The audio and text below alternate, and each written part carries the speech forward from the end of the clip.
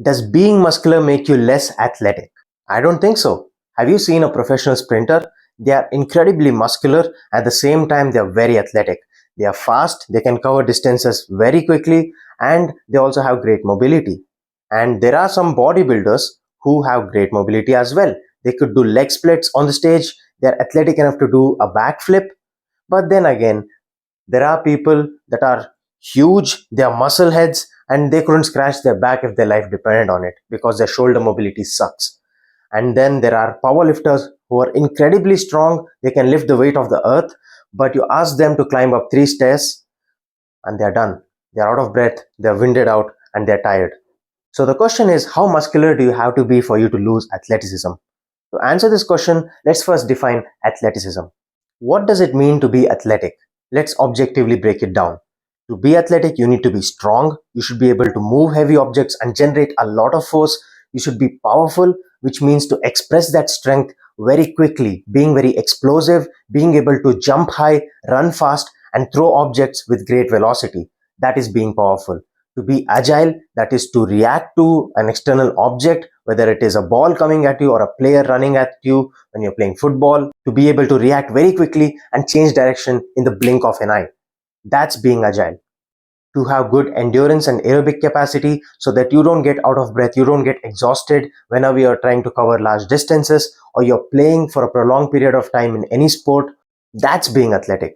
To have great mobility and lack of movement restrictions, and to have efficient movement patterns and movement quality with respect to whatever sport that you're playing, whether it is a team sport or it is martial arts or whatever that comes to your mind. That's what being athletic means. So guess what? To have good endurance and aerobic capacity, or stamina as the common person might say, you need to do conditioning or cardio. If all that you ever do is lifting weights and you never do cardio in your life, 100% you're not going to be very athletic. You're going to lose athleticism and you're not going to be able to perform well when it comes to sports or in real life. That being said, the other end of the spectrum is just doing cardio and conditioning and running and not doing any sorts of weight training. That is bad as well. You need a decent amount of strength in order to express that strength as power, to be explosive, to be athletic, to be agile. That takes strength. Strength is a building block. It is a very basic quality that makes you athletic. And when you lift weights and you train to get strong, you will put on some amount of muscle. That's inevitable. That's a byproduct of getting stronger. And here's the key point that makes all the difference. Some people just lift weights to get strong and to improve their athleticism, and others focus all on hypertrophy. The only thing they care about is to build muscle and nothing else matters. So all of their training time, if they train 5 or 6 times in a week, they don't do any conditioning, they don't do any skill-based movements, they don't do any sort of athletic training. All that they do is training to build muscle.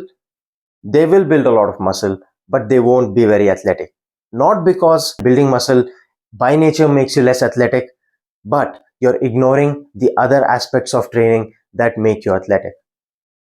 For most of you that's watching this video, if you're like me, you want to build a good amount of muscle, you want to be aesthetic, you want to be strong, and at the same time you want to be well conditioned. You don't want to be out of breath while going on a trek. You don't want to be out of breath while playing a sport with your friends.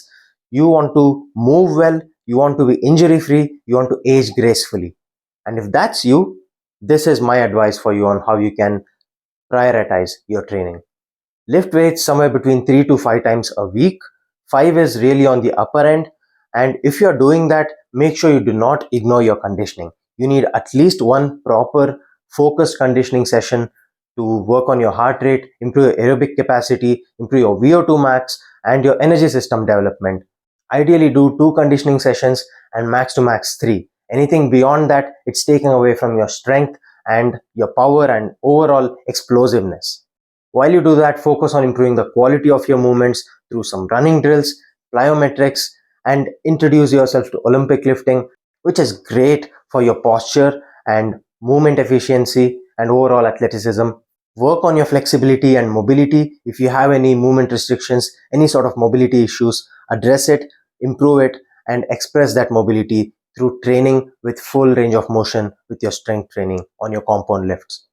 Do that consistently, and over time improve the quality of your movements and get stronger, get better conditioned, get more agile, and get more powerful, and you, my friend, will be athletic, and I guarantee you that. I will be making more videos in the future talking about exactly how you can progress in terms of training for your athleticism and how you can get better.